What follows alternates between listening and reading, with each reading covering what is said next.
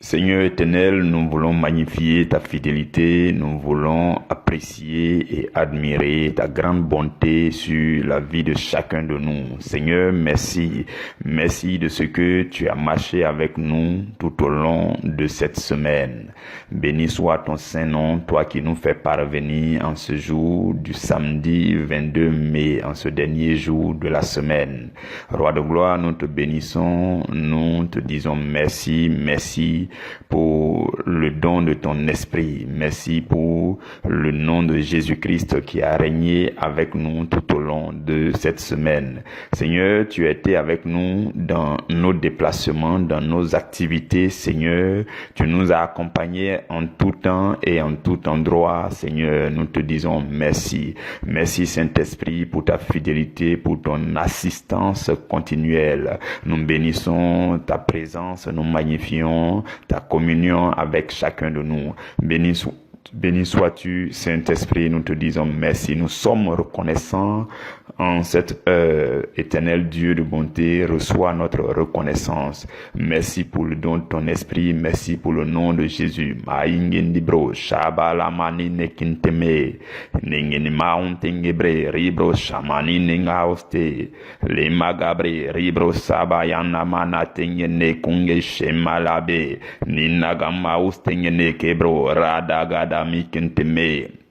Maigo ni mao sheba ragading ni masine bro nindagaya shema langani kente. Saint-Esprit, sois élevé, sois magnifié. Mandigro rebro samala machanding nekinula. Seigneur éternel, sois élevé, sois glorifié. Me yombengana maundi krerola gayandi kintemo. Me umenunga shabalongeni ambalagi negona rangadingo se. Nous magnifions le nom de Jésus. Nous le célébrons, nous le glorifions, nous l'élevons. Il est le Seigneur véritable, il est le roi de gloire. Maïchendebre, Ribo Kabayande Kintama, Nindogala Makindebro, Shimalama Sengine Kongaya Sheba. Seigneur, béni sois-tu. Merci pour nos vies, merci pour mes frères, mes sœurs, merci pour cette famille. Merci Seigneur pour ta présence effective dans cette famille. Merci pour tout le bien que tu fais à nos âmes. Béni sois-tu pour ton assistance.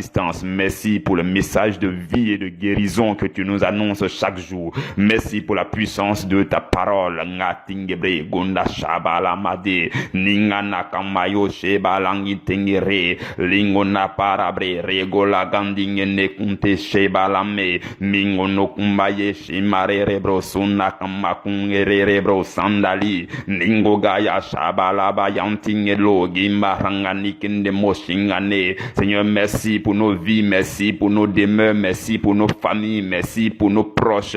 Béni sois-tu, Seigneur, pour tout le bien que tu nous fais. Merci pour ta grâce qui repose sur nos vies. Merci pour ton amour immense qui nous couvre. Merci pour ton esprit qui est toujours en communion avec nous, qui est toujours plus proche et qui se rapproche de plus en plus de nous, qui nous édifie, qui nous fortifie, qui nous enseigne. Aïché malé, nego garaba yandi kente mao senyeba. Ningo rabaya shabalinge no kumayande ningo langa gonga rabra isenge ni manao sengina ningo nake bro raba sungene kinna mao shebare lingo na masangade nego labayandi ningo kinga raos kene mo shambalele ningo na sangare bro shabaya. Seigneur, merci pour la présence de ton esprit.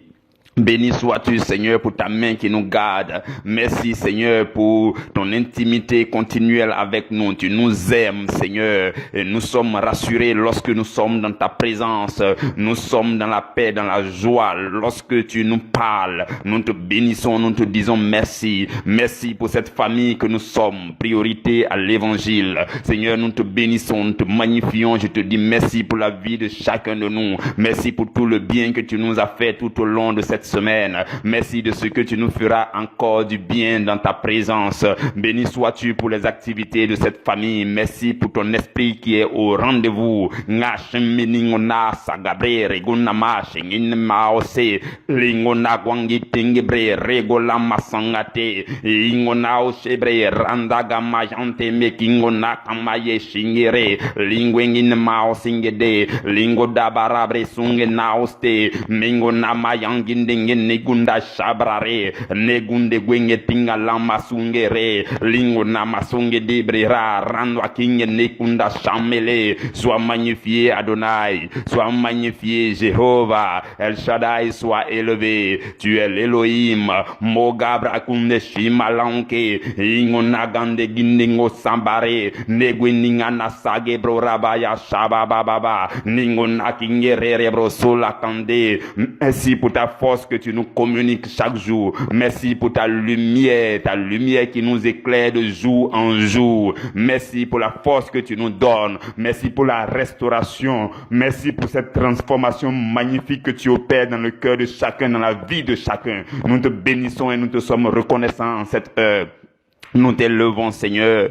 Nous te disons merci. Merci de tout cœur, Seigneur. Nous sommes reconnaissants. Nous sommes sincèrement reconnaissants. Béni sois-tu, Seigneur, et élevé sois-tu. Aye shoba hambeding neukula ngayingerere reguna masunkele mingweni kandabaose megola mashinge dungala magabraria lingwe dingana singene molaba ningo na shabalinge nikongaya yadole gibro raba yandinge nikola beja minongo ndegwini kanda bao sere lingo na mashembelia ningo lagimbe rebro sabado ningo na sakaringo tinga bao shebre lingo na maya mino gadinge ninga lao seginge. Seigneur, nous te bénissons, nous te magnifions et nous t'invitons encore, Seigneur, en ce dernier jour de la semaine, de venir achever ce que tu as commencé. Roi de gloire, c'est toi qui as commencé et tu termines toujours ce que tu commences.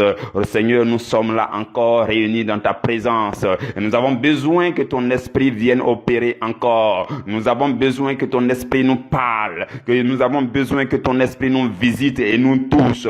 Nous avons besoin que ton esprit vienne nous modeler encore. Nous nous soumettons encore à toi dans ta présence, Seigneur. Viens et conduis ce moment de méditation. Nous nous soumettons à toi, Seigneur. Viens maintenant et fais-nous du bien. Nous te le demandons dans le précieux nom de notre Seigneur et Sauveur Jésus-Christ de Nazareth.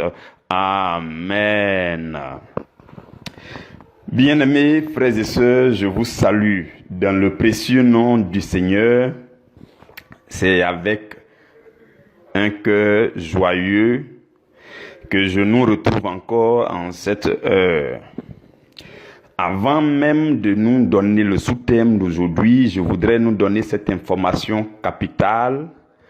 Nous aurons notre jeûne du mois à compter du mercredi prochain. Pour ceux qui voudront faire 3 jours de jeûne, nous irons jusqu'au vendredi. Mercredi 26, jeudi 27 et vendredi 28. Alors, c'est cette information que je voulais nous donner. Vous aurez les détails qui seront communiqués avant même le tout premier jour de jeûne. Comment marcher dans l'obéissance avec les révélations prophétiques? Comment marcher dans l'obéissance avec les révélations prophétiques? Frères et sœurs, ce sous-thème est consistant. C'est un sous-thème puissant.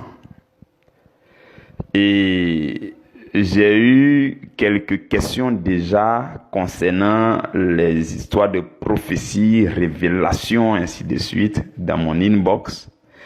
Et lorsque je préparais ce message, je me suis rendu compte par le Saint-Esprit que c'est un message qui a besoin d'être vraiment très bien décortiqué pour le peuple de Dieu.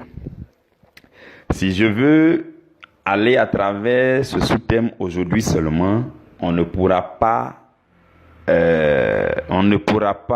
être comblé. On ne pourra pas être satisfait en nous-mêmes. C'est un sous-thème consistant, c'est lourd.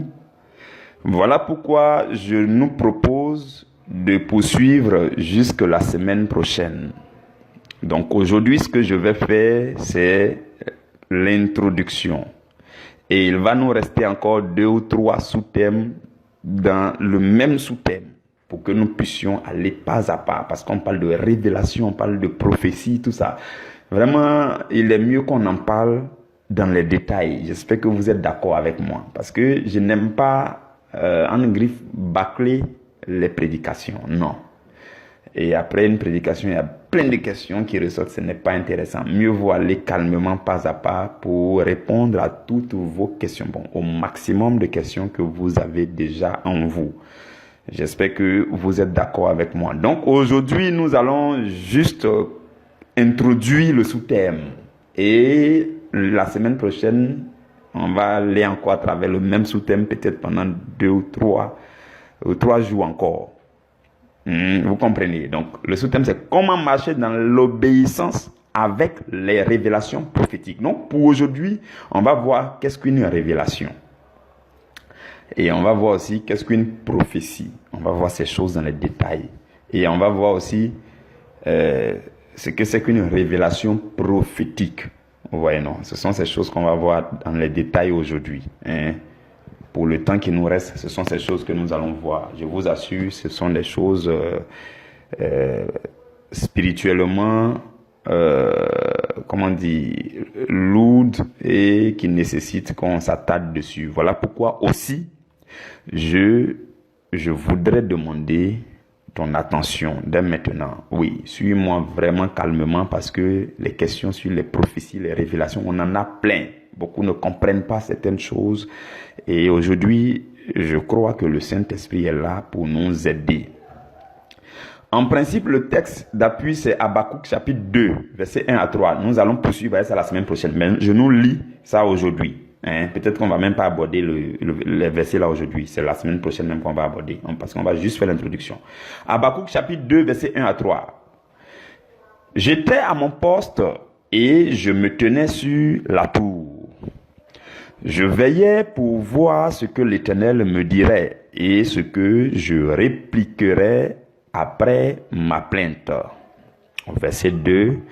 L'Éternel m'adressa la parole et il dit: écris la prophétie, grave-la sur des tables afin qu'on la lise couramment. Car c'est une prophétie dont le temps est déjà fixé. Elle marche vers son terme et elle ne mentira pas. Si elle tarde, attends-la, car elle s'accomplira certainement. Parole du Seigneur, nous rendons grâce à Dieu. Mes frères, mes sœurs, dans le Seigneur, je voudrais commencer par aborder le mot révélation. La notion de révélation. Qu'est-ce qu'une révélation? Tout commence par là. Qu'est-ce qu'une révélation? Une révélation, c'est le fait de voir quelque chose qui vient du domaine du spirituel. Oui, retenez ça, ces choses de façon simple. Si vous voulez prendre note, prenez note. Parce qu'il faut que ces choses soient claires dans l'esprit du chrétien. Vous voyez, non, souvent on vit mal notre chrétienté parce qu'il y a des mots, on ne s'est pas attardé dessus, on n'a pas compris. On parle de ça à gauche, à droite, nous aussi on parle de ça et puis on avance. Non, ça ne doit pas être ton cas. Oui, voilà pourquoi il faut suivre pour comprendre ces choses et pour connaître ces notions. Une révélation, c'est le fait de voir, que ce soit avec les yeux spirituels, que ce soit avec les yeux physiques ou charnels, peu importe. Mais c'est le fait de voir quelque chose qui vient du domaine du spirituel. Nous sommes dans le domaine physique et naturel. Mais nous n'oublions pas qu'il y a un monde spirituel qui est parallèle, qui coexiste avec le monde physique. Et dès lors que le Seigneur vous fait la grâce, ou alors dès lors que par quelque moyen que ce soit, vous accédez aux choses du spirituel, vous parvenez à les voir, on dira que quelque chose du spirituel s'est révélé à vous. Et ce qui s'est révélé à vous, on appelle ça une révélation. Vous avez compris? Les moyens par lesquels on reçoit des révélations, il y a les songes, les visions de tout type. Je ne vais pas rentrer dans ces détails. Les songes, les visions de tout type, ce sont les moyens par lesquels les hommes peuvent rentrer peuvent voir dans le domaine du spirituel. Il y a aussi le moyen des impressions intérieures ou alors témoignages intérieurs. Donc, vous n'avez pas fait de songe, vous n'avez pas fait de vision, mais il y a une forte conviction qui s'imprime dans votre esprit et qui vous donne une claire vision de quelque chose que vous savez que ça ne vient pas de votre intelligence, ça vient tout droit du domaine spirituel. On appelle ça témoignage intérieur ou bien impression d'une révélation dans votre être intérieur. Vous comprenez? Voilà tous ces moyens. Il y a aussi la révélation de la parole de Dieu. Ça aussi c'est très important. Vous pouvez lire la Bible avec votre intellect parce que vous savez lire et que vous êtes allé loin à l'école. Mais dès l'instant que vous commencez à découvrir les choses profondes que n'importe qui ne découvre pas comme ça dans les Écritures, dans les versets bibliques, on parle de révélation de la parole. Donc la parole se révèle à vous. On entend souvent le réma. Voilà. Donc tu reçois les profondeurs de la parole de Dieu. Donc la substance spirituelle profonde qu'on appelle encore le mystère caché. La pensée profonde de Dieu qui était cachée derrière les versets bibliques. Lorsque ça se révèle à toi, on dira aussi que tu as eu une révélation. Vous comprenez? Donc c'est tout ça qu'on appelle révélation. J'espère que vous suivez bien. Donc ce que je voudrais dire aussi, c'est que Dieu peut utiliser n'importe qui pour lui donner une révélation. Oui, absolument n'importe qui. Dieu, il est souverain, il fait ce qu'il veut, avec qui il veut. Vous comprenez? Donc Dieu peut utiliser n'importe qui. Même les non convertis peuvent recevoir les révélations, peuvent entrer dans le domaine du spirituel, ça dépend. Vous vous souvenez qu'en Égypte, Pharaon a fait des songes. Pharaon a fait des songes. Il a vu des vaches maigres, des vaches grasses, les épis maigres, les épis gras, ainsi de suite. Donc, Pharaon a reçu une révélation. Pharaon a vu quelque chose dans le spirituel. Et le moyen, c'était le moyen d'un songe. Vous comprenez? Ça, c'était juste une révélation. Juste une révélation, ce que Pharaon a vu. Quand vous prenez Corneille, Corneille a vu.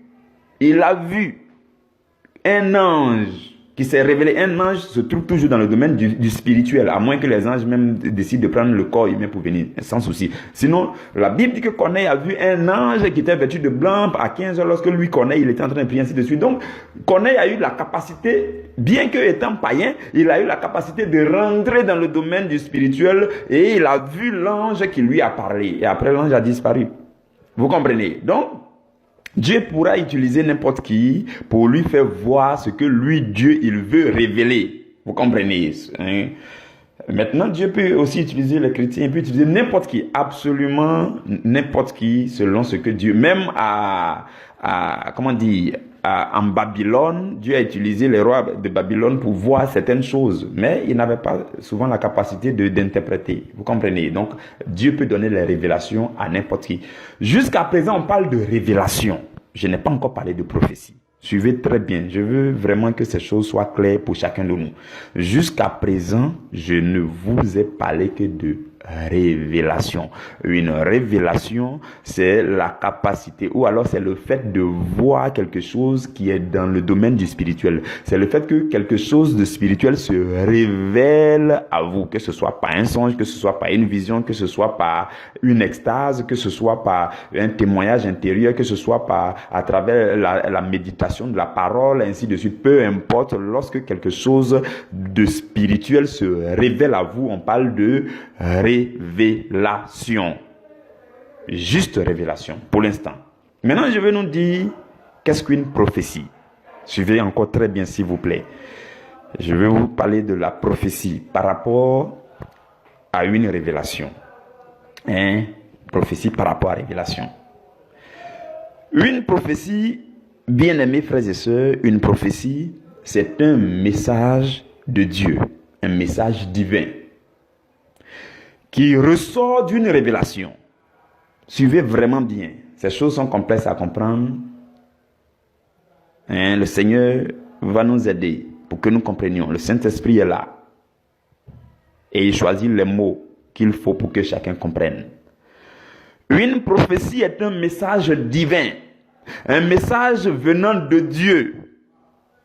Et ce message ressort d'une révélation. Et ce message est livré sous l'inspiration du Saint-Esprit. Vous comprenez? Donc, Dieu a un message. Il veut véhiculer le message aux hommes. Et Dieu révèle certaines choses qu'on appelle révélations.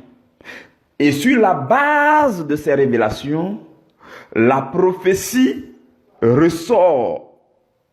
Et cette prophétie va jusque maintenant aux hommes. Donc, la prophétie, c'est le message qui est tiré de la révélation. Vous comprenez? Donc, il est important de savoir que c'est lorsqu'on réussit à interpréter une révélation que ça devient une prophétie. Une prophétie, c'est le message qu'on peut tirer d'une révélation. Pharaon a eu des songes.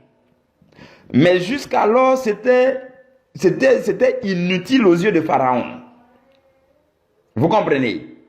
Jusqu'à ce que ça soit maintenant utile, lorsque Joseph s'est présenté pour interpréter. Le message qui ressort de la révélation, c'est ce qu'on peut appeler prophétie. Vous comprenez? Maintenant, il y a plusieurs degrés de prophétie. On va parler de ça tout à l'heure. Donc, une prophétie, c'est un message divin. Et ce message divin vient d'où? Il vient d'une révélation. Et ce message est livré sous l'inspiration de l'Esprit de Dieu. Vous avez compris, c'est ça une prophétie. Donc, la prophétie ressort d'une révélation. Et c'est cette révélation qui produit l'inspiration ou alors l'onction. Et c'est cette onction qui pousse la personne à livrer le message. Donc, il livre le message sur la base de la révélation et il est sous l'inspiration du Saint-Esprit en donnant le message. Et c'est le message qu'on appelle prophétie. Vous avez compris? De telle sorte que toute révélation ne donne pas forcément suite à une prophétie. Retenez ça aussi. On va parler de ça calmement tout à l'heure. Toute révélation ne veut pas dire forcément qu'il faut aller prophétiser. Non. Toute révélation ne donne pas forcément suite à une prophétie. Non. Par contre, toute prophétie provient forcément d'une révélation. J'espère que vous suivez. Donc, toute révélation ne donne pas forcément droit à une prophétie. Mais toute prophétie provient d'une révélation. Tout ce qu'on prophétise, c'est parce que quelque chose s'est révélé d'abord à nous. Et on s'appuie sur cette révélation pour prophétiser. Maintenant, ça ne veut pas dire que quand quelque chose est révélé à toi, il faut forcément courir pour aller prophétiser. Voilà pourquoi il dit toute révélation ne donne pas suite à une prophétie. Mais toute prophétie s'appuie forcément sur une révélation. Vous comprenez? Et cette prophétie aussi s'adresse à un peuple bien donné. Oui, elle peut s'adresser, je le dis ainsi. La prophétie peut s'adresser, de façon générale même, ça s'adresse à un peuple bien donné, ou bien une catégorie de personnes bien données, ou bien une communauté bien donnée, ou bien une personne bien définie, ou bien une famille bien donnée, ou bien une génération bien donnée, pour résoudre un problème spécifique. C'est ça l'importance de la prophétie. Donc la prophétie, c'est un message de Dieu qui s'appuie sur une révélation et l'onction, l'inspiration arrive pour pousser la personne pour aller livrer le message de Dieu qu'on appelle la prophétie. Et ça s'adresse à soit un peuple, soit une catégorie de personnes, ou bien une communauté, ou bien une famille, ou bien une génération, ou bien une personne bien donnée, afin de résoudre un problème là-bas. Vous comprenez? C'est tout ça la prophétie, c'est ça la prophétie. Et la prophétie, frères et sœurs, la Bible dit dans 1 Corinthiens chapitre 14 au verset 3 que celui qui prophétise parle aux hommes. Donc quand on prophétise, on parle aux hommes pour les édifier, pour les consoler, pour les exhorter. 1 Corinthiens 14 verset 3. Donc il y a ces trois propriétés ou bien ces trois caractéristiques d'une prophétie qu'il faut toujours chercher à voir. Si vous voulez vérifier que telle chose est une prophétie, essayez de voir si les trois éléments là sont dedans. Une prophétie, c'est un message de Dieu qui est adressé aux hommes pour les édifier, pour les exhorter, pour les consoler. Vous avez compris? Ok.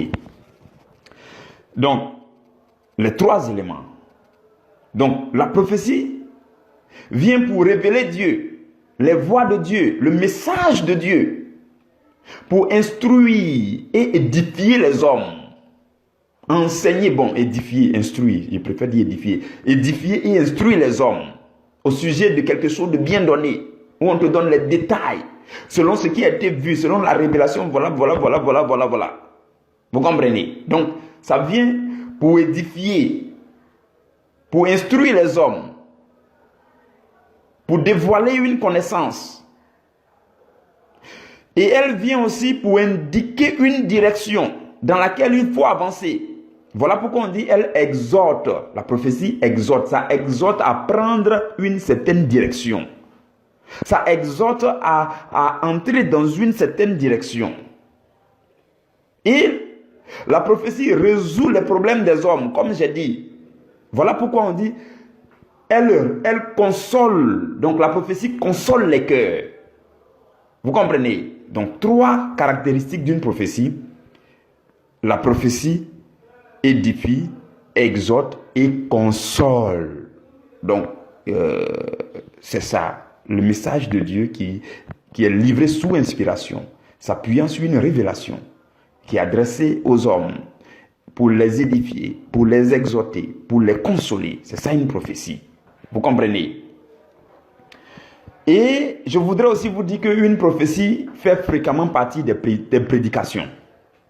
Oui, lorsque ça vient de la révélation de la parole, par exemple, un homme de Dieu est en train de prêcher, et puis à un moment donné, vous sentez une forte onction. Vous sentez que l'inspiration est augmentée. Il y a une bonne dose d'inspiration. Et il parle, il dit des choses, Là, il s'appuie sur un verset biblique dont il a vu la profondeur. Et il est en train de parler maintenant, en train de déclarer, en train de proclamer les choses. Il est en train de prophétiser. Mais c'est sur la base de la révélation de la parole. Vous comprenez? Voilà pourquoi il dit, ça fait partie fréquemment des prédications.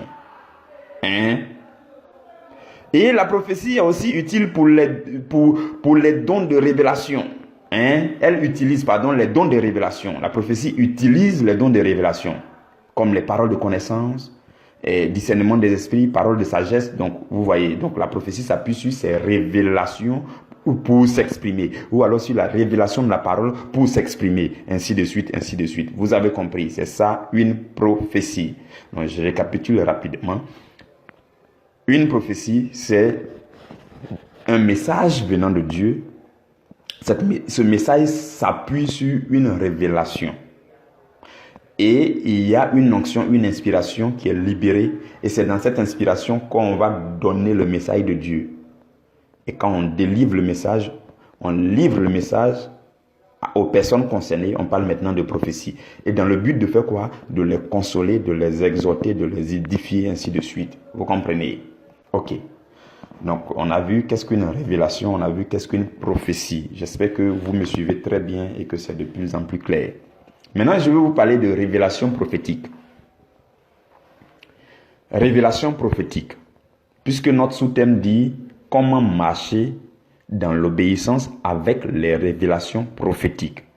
On a parlé de révélation, on a parlé de prophétie. Maintenant, qu'est-ce qu'une révélation prophétique? Avant de parler de révélation prophétique, je voudrais vous dire que je voudrais parler d'abord des révélations simples, que je peux appeler révélations non prophétiques. Oui, je commence par là. Révélation simple ou alors révélation non prophétique. Ce sont les révélations qui ne nécessitent pas qu'on parte prophétiser. C'est pas parce que Tu as fait un songe et puis tu as vu des choses que tout de suite tu as couru pour aller prophétiser. Non. C'est pas parce que tu as vu quelque chose que tout de suite... Non, il y a des révélations qui ne nécessitent pas qu'il faut aller forcément prophétiser. Non.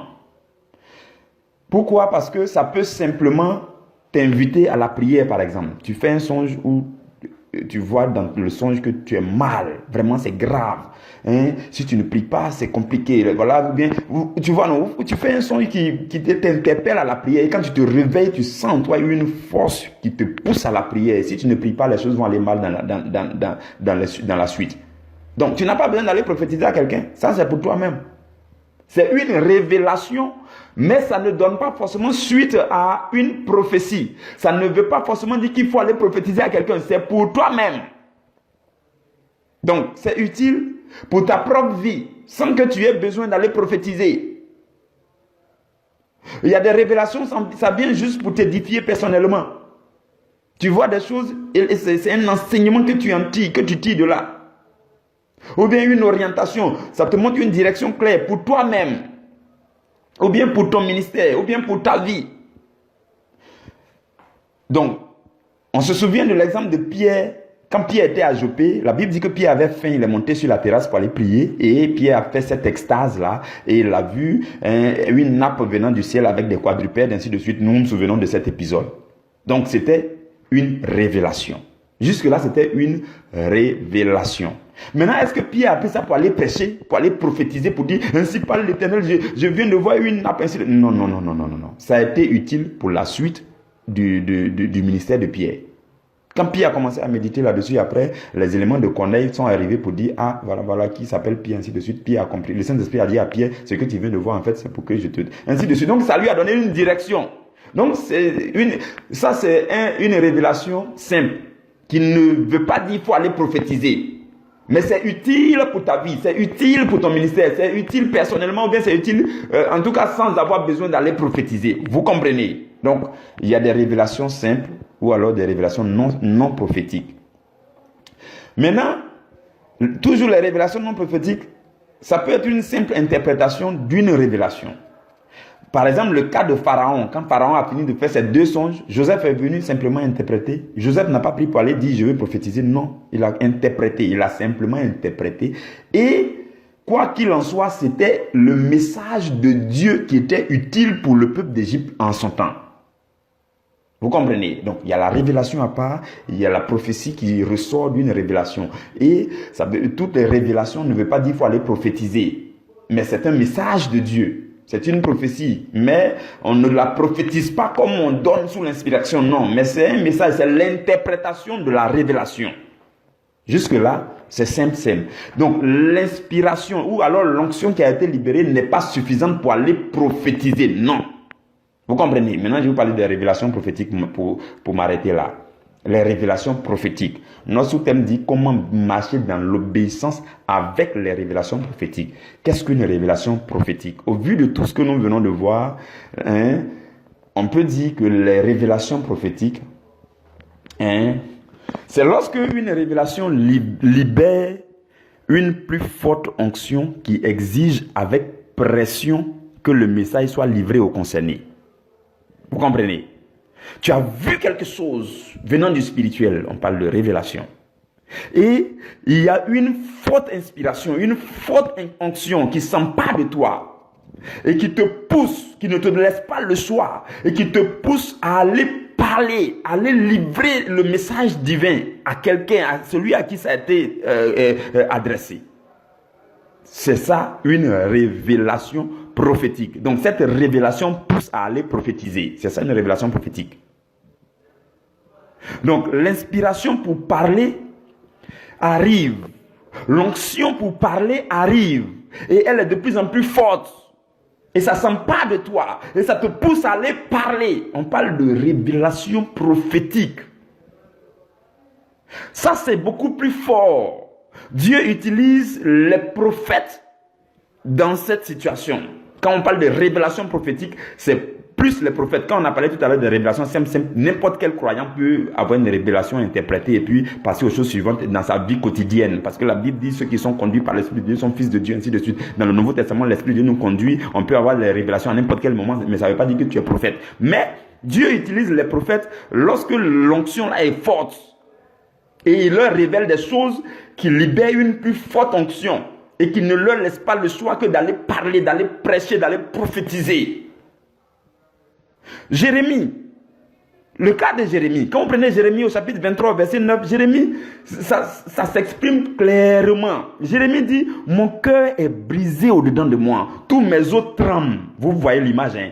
Il a vu quelque chose, il a vu la révélation et l'onction qui a été libérée s'empare de lui. L'inspiration, il est sous le, il ne peut pas se contrôler, il ne peut pas contrôler l'inspiration. Il dit mes os tremblent et il dit je suis comme un homme ivre, comme un homme pris de vin à cause de l'Éternel et à cause de ses paroles saintes. Donc la parole sainte s'est adressée à lui. Dieu s'est révélé à lui d'une certaine manière et il y a une puissance qui s'est libérée, qui s'est emparée de lui. Il dit ses os tremblent et c'est cette onction qui l'a poussé à aller parler. Il ne peut pas se contenir. C'est ça qu'on appelle révélation prophétique. Dieu utilise les prophètes dans ce domaine. Maintenant, révélation non prophétique qu'on vient de voir, n'importe quel chrétien peut faire un songe, peut recevoir, peut voir quelque chose, avoir une vision, ainsi de suite, mais ça ne veut pas forcément dire lève-toi et puis va prophétiser. Vous voyez, non? Comme ça peut être le cas aussi. Et quand c'est le cas, on parle de révélation prophétique. Vous comprenez? Suivez très bien. Donc, ce qui se passe avec les révélations prophétiques, c'est que lorsque c'est une plus grande révélation, elle libère une plus forte onction pour prophétiser. Lorsque la révélation est étrange, elle est grandiose, elle libère aussi une plus forte onction pour aller prophétiser, pour prêcher. L'apôtre Paul, sur le chemin de Damas, il a croisé le Seigneur Jésus. C'était la révélation la plus étrange de sa vie. Il n'avait jamais vu un truc, quelque chose de pareil. Il n'avait jamais fait une vision pareille. Et quand il a croisé le Seigneur Jésus, la puissance qui a été libérée par cette révélation, cette grande révélation, cette puissance-là est restée en Paul durant tout son ministère.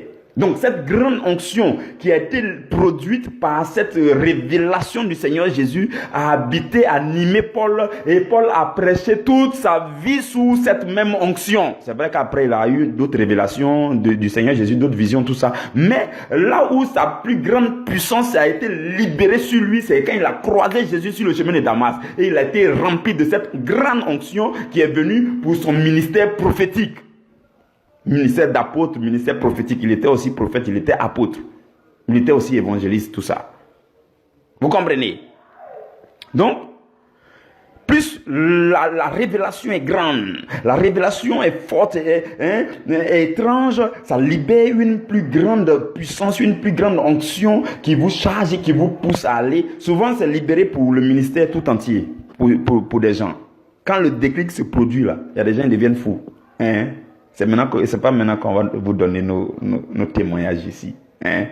Vous voyez qu'il est fou, il prêche, il fait son ministère, vraiment on le traite de fou. Mais il est chargé, depuis qu'il a eu cette révélation, depuis que Dieu l'a saisi pour lui dire, mon fils, je te choisis comme l'instrument que je veux envoyer à travers les nations pour que tu puisses annoncer la bonne nouvelle, pour que tu puisses me prêcher, ainsi de suite. Quand Dieu a saisi comme ça quelqu'un, il y a une force qui descend dans la personne, une onction magnifique et agréable, une provision qui descend comme ça et ça saisit la personne pour son ministère. Et c'est parti, c'est fini. Vous comprenez? Et ce sont ces choses, c'est arrivé aussi à Ézéchiel. La grande vision que Ézéchiel a eue dans Ézéchiel 37, frères et sœurs, c'était un message qui s'adressait au peuple d'Israël. Il a vu, c'est vrai que la révélation simple, c'est cette histoire de haussement desséché qu'il a vu dans la vallée. Mais la grande prophétie qui sort de là, c'est ce qui a fait qu'on a vu tout le livre d'Ézéchiel. Il parle seulement, il prêche. Et on dit c'est une grande armée. Donc il ne peut pas résister, il ne peut pas se contenir. L'inspiration est grande. Donc voilà pourquoi il dit, Dieu utilise plus les prophètes, ceux qu'il mandate, ceux qu'il appelle. Souvent les apôtres aussi, voilà, comme l'apôtre Paul. Donc il utilise cela pour leur ministère. Vous comprenez? Donc c'est ça une révélation prophétique. Je pense qu'on va s'arrêter là aujourd'hui. La semaine prochaine, on va voir dans ce même élan là. La semaine prochaine, on va voir comment on peut se disposer pour recevoir les révélations. On va voir ça. C'est là qu'on va rentrer dans notre sujet de Habakkuk chapitre 2 là. Donc, comment se disposer pour recevoir la révélation, tout ça, on va voir ça la semaine prochaine. Ensuite, que faire de la révélation prophétique? Que faire de la prophétie, tout ça, on va voir ça la semaine prochaine. Ou bien, lorsque la prophétie tarde, comment se comporter, tout ça, on va voir ça la semaine prochaine. On va voir aussi les facteurs de l'authenticité d'une prophétie. Souvent, on parle de fausse prophétie, vraie prophétie.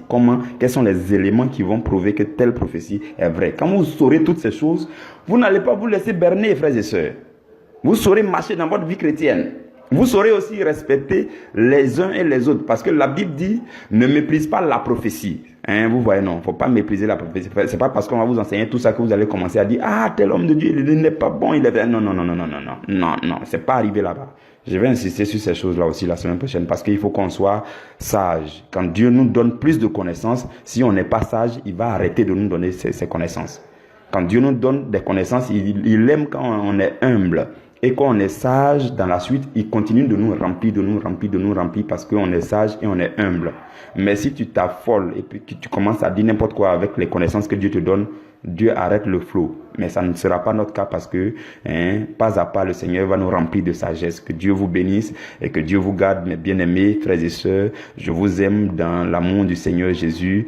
Je prie que le Seigneur demeure toujours avec vous dans vos vies, que ce week-end soit un week-end de repos, de récupération de force, que Dieu vous bénisse, que Dieu bénisse vos familles, que Dieu soit avec vos enfants, vos demeures, vos conjoints, vos familles, vos parents, que la main du Seigneur soit avec vous. Je vous aime grandement dans l'amour du Seigneur Jésus-Christ.